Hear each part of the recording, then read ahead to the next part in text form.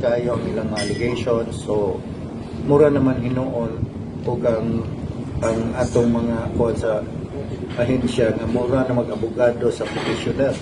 No, hopefully nga ilas ang pasahon, no? Ang atong tubag para nako meritorious yun. Mayor, despite of everything, badaghan na kayo kaso against nimo, na-dismiss na ka, disqualified na ka, you're still hopeful, Mayor, that eventually you'll be a part of the mayoralty candidate come May 20. Yes, of course. O kuan lang yun, no? O ato lang yung subayon sa balaod. Ako, qualified yun.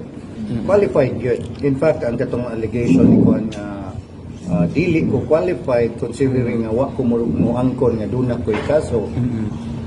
We have to consider nga ang finality ana adto sa pinakataas nga korte, which is the Supreme Court.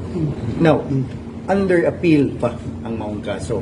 So why would I say nga naa ko'y kaso nga with finality and executory, no? Kanang para nako no akong tubag, of course. Kunya ang gikuan sa COC, if yes, specify sa nagtos so NA akong